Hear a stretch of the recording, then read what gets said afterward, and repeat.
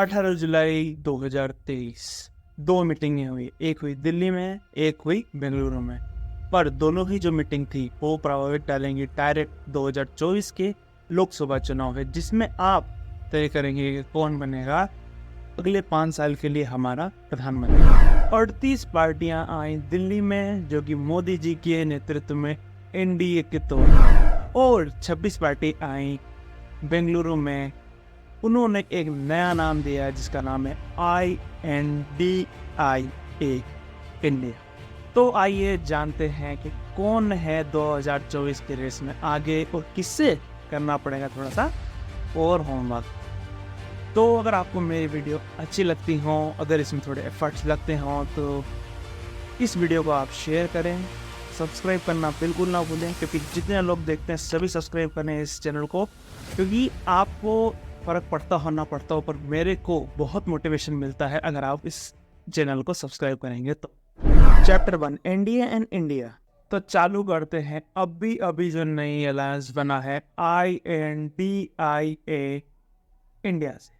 India alliance में 26 पार्टियां हैं, जैसे कि Congress, TMC, Aam Aadmi Party, CPIM, RJD and JSM, Sharad Pawar की NCP एंड उद्धव ठाकरे की Shivsena, Samajwadi Party, DMK, CPIM, Forward Bloc and Indian Union Muslim League और केरला कांग्रेस। तो जब इंडिया ने 26 पार्टियां बुला ली तो अमित शाह जी और मोदी जी कहते हम कहाँ पीछे पड़ेंगे, हम भी 38 पार्टियां बुला लेंगे। तो उन्होंने दिल्ली में बुला लिया 38 पार्टियां।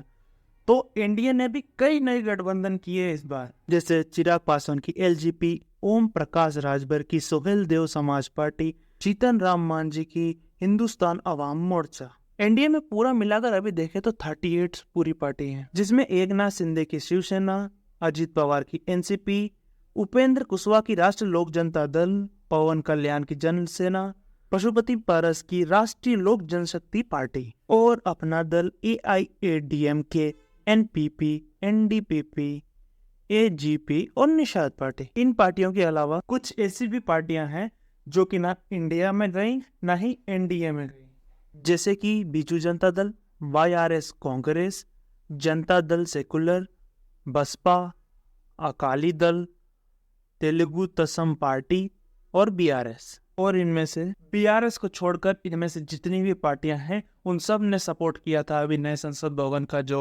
उद्घाटन हुआ था उसमें वो सब पार्टियां आई थी, और ये जो पार्टियां हैं वो आखिरी में गेम चेंजर साबित हो सकती हैं, क्योंकि इनके पास अभी भी 50 सीट्स हैं लोकसभा की इन अन्य पार्टियों में, जो कि ना इंडिया में है ना एनडीए में। चैप्टर 3, कौन है ज्यादा पावरफुल। तो एनडीए के पास में अभी भी 350 से ज्यादा सीट है लोकसभा में, और जो इंडिया जो कि पूरा ही गठबंधन है 26 पार्टियों, उन सब के पास मिला जुलाकर अभी है सिर्फ 150 सीट है, जिसमें से इंडिया अलायंस में कांग्रेस के पास 52 है, TMC के पास 23, DMK के पास 24 है और JDU के पास 16 सीट्स हैं। उद्धव ठाकरे वाली जो शिवसेना है उसके पास 6 सीट है। यही एनडीए के पास देखेंगे तो भाजपा के पास 301, शिवसेना के पास 13 सीट्स हैं, और NCP के पास है 2 सीट्स, और अपना दल के पास है 2 सीट्स, और 9 और पार्टीज हैं जिनके पास 1-1 सीट्स हैं। तो अब हम कुछ बड़े बड़े स्टेट्स को देख लेते हैं जिनके पास बहुत ज़्यादा लोकसभा की सीट्स है, क्योंकि इससे ही पता चलेगा कौन कितने पानी में है। सबसे पहले यूपी, जहां पर सबसे ज़्यादा लोकसभा सीट्स हैं। लोकसभा सीट्स यहाँ पर हैं 80। इसमें से सबसे ज़्यादा भाजपा के पास अभी 64 सीट्स हैं, उसके पास BSP की 9 सीट्स हैं, और समाजवादी पार्टी, अपना दल और कांग्रेस के पास 3, 2 और 1 सीट्स हैं। योगी जी के कारण बीजेपी का पलड़ा भारी है, और ओम प्रकाश राजभर, निषाद पार्टी और अपना दल ऐसी पार्टी से गठबंधन कर बीजेपी अपना वोट परसेंटेज बढ़ाएगी। पर विपक्ष अभी भी बिखरा है। समाजवादी पार्टी, कांग्रेस और RLD एक साथ चुनाव लड़ेंगे। AIMIM एंड बसपा अलग अलग चुनाव लड़ेंगे, जिससे विपक्ष को नुकसान ही नुकसान और एनडीए को फायदा ही फायदा है। अब दूसरा स्टेट महाराष्ट्र, यहाँ पर 48 लोकसभा की सीट है। पिछली बार शिवसेना के साथ बीजेपी लड़ी थी और बीजेपी को मिले थे 23 सीट्स और शिवसेना को मिले थे 18 सीट्स। NCP को 4 सीट्स और कांग्रेस को 1 सीट, पर NCP के भी 2 टुकड़े हो चुके हैं और शिवसेना के भी 2 टुकड़े हो चुके हैं और पॉलिटिकल एक्सपर्ट मानते हैं कि जब से ये फूट डली है तब से एनडीए मजबूत और इंडिया अलायंस कमजोर हुआ है। वेस्ट बंगाल, जहां पर लोकसभा की 44 सीट्स हैं, टीएमसी 22, बीजेपी 18 और 4 बड़ी पार्टी टीएमसी, बीजेपी, कांग्रेस और सीपीएम है। इंडिया को सीट बंटवारे में बहुत दिक्कतें आ सकती हैं और एनडीए को पिछली बार से ज्यादा सीट लाने का दबाव रहेगा और दोनों ही अलायंस को यहाँ पर दिक्कतें आएंगी। अब बिहार, यहाँ पर 40 सीट है लोकसभा की, 17 बीजेपी, 16 जेडीयू, 1 कांग्रेस और 6 एलजेपी के पास है। आरजेडी के 0 सीट्स हैं, जेडीयू, आरजेडी, सीपीएम, कांग्रेस ये सब एक साथ लड़ेंगे। बीजेपी, एलजेपी और छोटे जातीय समीकरणों के साथ लड़ेगी। इंडिया को यहाँ पे सीट बंटवारे में बहुत दिक्कत आएंगी और एनडीए को सीट बंटवारे और डबल सीट लाने का दबाव रहेगा। तमिलनाडु में सब मिलाकर 39 लोकसभा सीट से 2014 में ये पूरी सीट बीजेपी को गई थी और 2019 में पूरी मिलाकर ये सीट डीएमके को चली गई थी। भाजपा की तमिलनाडु पे निगाहें हैं क्योंकि एआईएडीएमके के जो पिलानी स्वामी है उनको मीटिंग में मोदी जी की जस्ट 5 जगह मिली और भाजपा और टीएमसीएम का भी गठबंधन है इधर। और प्रदेश जैसे मध्य प्रदेश, केरला, कर्नाटका, गुजरात, उड़ीसा, राजस्थान के पास 20 के आसपास सीट्स हैं। मध्य प्रदेश, राजस्थान, कर्नाटक में भाजपा और कांग्रेस की डायरेक्ट बैटल है। गुजरात में भाजपा की मोनोपोली और पंजाब में आम आदमी पार्टी और कांग्रेस में क्लेश और एनडीए की हालत कमजोर। हरियाणा में बीजेपी और कांग्रेस में टक्कर और ये सब मिलाकर 70% से ज्यादा लोकसभा की सीट हो गई।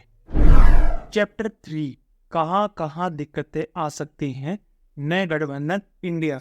ये 26 पार्टी साथ में आ तो गई हैं पर देखते हैं कितना साथ निभाती हैं। सबसे बड़ी दिक्कत है लीडर फेस, क्योंकि बहुत सारे फेस है। राहुल गांधी, नीतीश कुमार, ममता बनर्जी, अरविंद केजरीवाल, शरद पवार और लीडर मिल भी जाता है तो कौन किसकी बात कितनी मानता है क्या पता। दूसरी जो सबसे बड़ी दिक्कत आने वाली है वो सीट शेयरिंग की। यूपी में समाजवादी पार्टी और कांग्रेस में, वेस्ट बंगाल में टीएमसी कांग्रेस में, पंजाब में आम आदमी पार्टी कांग्रेस में और साउथ में लेफ्ट और कांग्रेस में। तीसरी जो बड़ी दिक्कत है वो है कॉमन कैंडिडेट की, जैसे कि इंडिया अलायंस में 2 पार्टी के 2 बड़े नेता एक ही सीट से लड़ रहे हैं तो किसको टिकट दिया जाए और किसको नहीं, ये सबसे बड़ी दिक्कत आ सकती है इंडिया अलायंस को। और इतनी सारी पार्टीज एक साथ आ तो गई हैं पर देखते हैं आगे कैसे चलेंगे। चैप्टर 4, 2014 से लेकर 2024 तक बीजेपी का टेन्योर कैसा रहा। हम दोनों चीज कंपेयर करेंगे, क्या उन्होंने अच्छा किया और क्या उन्होंने बुरा किया। जब सरकार में आए थे तो नंबर 10 पे इकोनॉमी थी, अब नंबर 5 पे है और नंबर 3 का सपना देख रहे हैं। विश्वास दिलाता हूं आने वाले 5 साल में मोदी का गारंटी है देश पहले 3 वैश्विक इकोनॉमी में अपना जगह ले ले, ये पक्का जगह ले ले। डिमोनेटाइजेशन से लोगों को दिक्कतें आई और उसका कोई खास रिजल्ट भी नहीं दिखा। 370 और राम मंदिर से बताया कि जो हम कहते हैं वो करते हैं, पर किसान बिल जो कि इनको वापस लेना पड़ा, इस पे सरकार बैकफुट पे दिखाई दी। पर एक सेक्टर जिसमें भारत बहुत ही आगे, इंटरनेशनल डिप्लोमेसी में आज भारत बहुत ही आगे है, हर देश हमको तवज्जो देता है और एक अलग ही साख है इंडिया की। सबसे पीछे रही गवर्नमेंट एम्प्लॉयमेंट देने में कोशिश करी पर नहीं हो पाया। कंक्लूजन, 2014 और 2019 2 बार कांग्रेस को हराने के बाद में अब एनडीए छोटे छोटे अलायंसों से अपना टीम को और बड़ा कर रही है और स्ट्रॉन्ग कर रही है, क्योंकि उसको मालूम है कि इस बार कई जो उसके करीबी थे उन्होंने उनको छोड़ा है। अब कई छोटे छोटे अलायंस बनाकर वो उन जिस जगह पे उनकी वोट का परसेंटेज कम हो रहा था वहाँ उन्होंने बढ़ाया। इंडिया भी अपना पूरा दमखम लगा रहा है, पर अब देखते हैं दोनों में बैटल में कौन जीतता है, कैसे क्या रहेगा 2024 के चुनाव में हमको वो पता चलेगा।